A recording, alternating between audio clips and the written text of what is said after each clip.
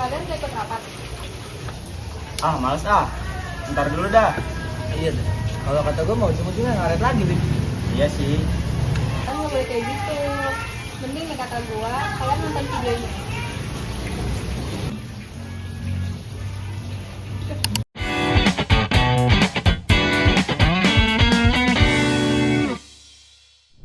Halo teman-teman, selamat datang pada podcast kita kali ini, yaitu DID. Diskusi isi daging. Pada podcast kali ini kita akan bahas isu yang mungkin sangat dekat dengan kehidupan mahasiswa maupun aktivis di organisasi kampus.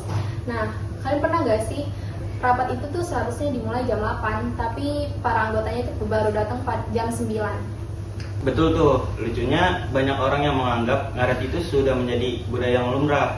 Padahal kalau terus dibiarkan, dampaknya itu bisa mempengaruhi terhadap kualitas organisasi tersebut. Nah, jadi menariknya di sini kita akan membahas materi mengenai takwin al-syakhsiyah, yaitu pembentukan kepribadian dalam organisasi syariah. Jadi, apakah budaya ngaret ini hanya soal waktu atau justru menunjukkan karakter seseorang? Kalau menurut gue sih, ngaret itu bukan lagi soal kita telat 5 ataupun 10 menit nih. Tapi itu yang lebih penting adalah apa yang menyebabkan seseorang itu menganggap keterlambatan itu sebagai satu hal yang wajar. Misalnya nih, ada rapat pukul 8. Nah, terus sudah jelas nih di jadwalnya kayak gitu. Terus habis itu udah ada pengingatnya, baik dari broadcast ataupun hal-hal lain. Tapi banyak hal yang datangnya terlambat nih. Terus juga alasannya nggak jelas. Nah, gue setuju tuh kalau keterlambatan terus diulang dan tidak pernah dianggap menjadi masalah, lama-lama itu tuh menjadi kebiasaan gitu. Dan kebiasaan inilah yang membuat membentuk budaya organisasi itu menjadi buruk. Jadi itu dia, makanya dalam materi takwin al-syakhsiyah ini dijelasin bahwa kalau kualitas organisasi itu sangat bergantung pada kualitas pribadi anggotanya. Artinya kalau misalnya karakter individunya belum terbentuk dengan baik, maka organisasinya itu juga akan sulit berkembang. Jadi budaya ngaret itu sebenarnya bukan cuma masalah teknis, tapi juga mencerminkan belum terbentuknya karakter disiplin dan tanggung jawab. Nah, kayaknya hampir semua orang yang berorganisasi itu pernah ngerasain hal kayak gini ya. Bahkan ada itu istilah yang bilang kalau kita itu tepat waktu, berarti tandanya kita itu yang terlalu cepat. Tapi padahal kalau kita pikir-pikir nih, budaya ngaret kayak gini tuh sebenarnya bukan hal yang kita bisa anggap itu adalah hal yang biasa. Nah, kadang kita tuh terlalu fokus menyalahkan sistemnya gitu. Kayak misalnya yang ketuanya kurang tegas lah, ataupun aturan-aturan di organisasinya itu kurang jelas. Nah, kalau kita lihat lagi nih, bisa jadi masalahnya itu adalah ada pada diri kita sendiri. Nah, setuju. Sebagus apapun aturan organisasi, kalau misalkan anggotanya tidak memiliki kesadaran untuk menjalankannya, hasilnya tidak akan maksimal. Nah, gue mau nanya nih, menurut kalian kenapa budaya ngaret itu masih terjadi di beberapa banyak organisasi? Oke, kalau menurut gue ya ada beberapa faktor. Yang pertama karena sudah menjadi suatu budaya. Terus yang kedua, biasanya kalau udah telat itu nggak ada konsekuensi yang jelas. Jadinya anggota itu ngerasa kalau ya udah telat aja gitu, orang nggak ada konsekuensinya. Nah, terus yang ketiga, kita ini biasanya tuh belum benar-benar memaknai amanah dalam berorganisasi sebagai satu hal yang harus dipertanggungjawabkan. Jadi nggak ada amanah lah, nggak merasa kita tuh punya amanah di situ.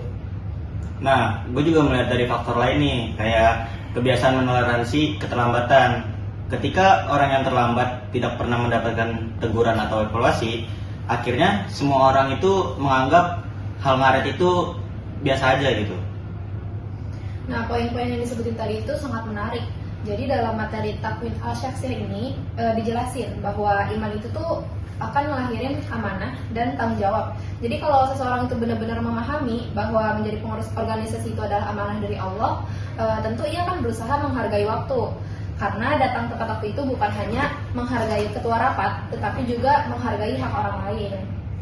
Nah, kalau kita analisis lebih jauh, budaya ngaret itu ternyata punya dampak yang besar nih dalam organisasi nih. Yang pertama itu biasanya rapat itu jadi nggak efektif. Karena terlalu ngaret jadi waktunya terbuang sia-sia, terus juga diskusinya jadi kurang efektif, kurang bagus gitu. Terus yang kedua, anggota yang udah datang tepat waktu itu justru harus nunggu, jadi kayak apa ya, mereka tuh buang-buang waktu orang yang udah datang tepat waktu lah. Nah terus yang ketiga, bisa jadi munculnya budaya permisif, yaitu menganggap keterlambatan itu sebagai satu hal yang ya biasa aja, normal gitu. Nah terus nih yang paling bahaya nih ya, nantinya organisasi itu lama-kelamaan kehilangan profesionalitasnya. Betul banget tuh. Jadi padahal organisasi yang besar itu tuh kan dibangun dari kebiasaan-kebiasaan yang kecil. Nah kalau misalnya hal sesederhana kayak menghargai waktu aja nggak bisa dilakuin, bagaimana organisasi itu bisa dipercaya mengelola program-program yang lebih besar kayak gitu. Nah, gue di sini pengen nanya nih, ngelempar pertanyaan kepada penonton yang lagi mendengarkan podcast ini, apakah sebaiknya rapat itu dimulai saat para anggotanya itu belum pada hadir, atau kita perlu menunggu dulu nih anggotanya pada hadir baru rapatnya itu mulai kayak gitu? Karena kalau kita nunggu terus ya, nungguin yang terlambat, itu bukannya kita lagi ngorbanin waktu orang-orang yang udah datang tepat waktu nggak sih? Nah, jangan-jangan tanpa kita sadari justru kita sedang melestarikan budaya ngaret itu sendiri.